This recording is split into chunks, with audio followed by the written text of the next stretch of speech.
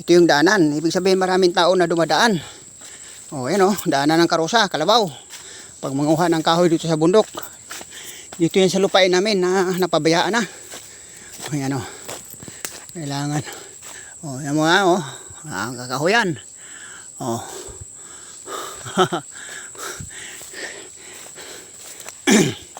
Asikasuhin na ito. Ang pagbabalik. Ayan o, kawayan o. Daming kahoy. Ayan o, kawayan. Ito yun, ano, ang butong. Oh. O, ayan, pambahay na kuhan. Di sa tagyana. Nasambitan pa ni din eh. Ah, masambitan. O, tama. Kaya ka na sila si kuhan. Daan nila mga bahay diha. Tatay ni Kuan, tatay ni Inteng. Wala ko katimaan.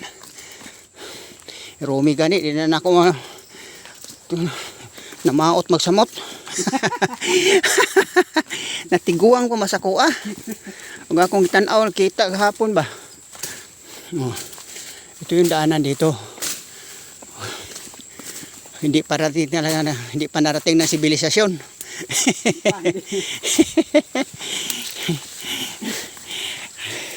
Kumbaga, nandito pa rin kami sa dating mundo.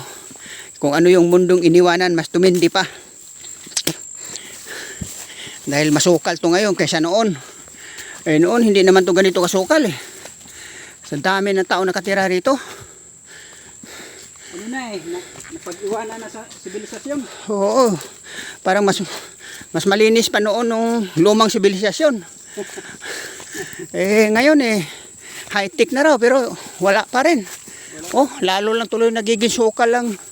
Dating tinataniman ng palay, ngayon wala na. Oh, anong kahoy yan dyan?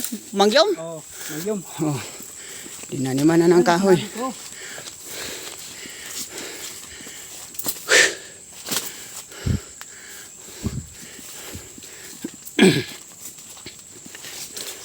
Ito mga ano na to? Ano to? Magyom. Ano yan? Mga kalat lang? Oh. Kalat lang siya? Oh, kalat.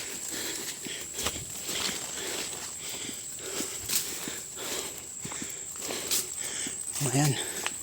Bundok ito. Ito yung balwarte namin talaga nang kami mga bata pa. Dito nakatira yung tatay ko noon. Yan, may mga tao pupunta rito kaya daanan oh.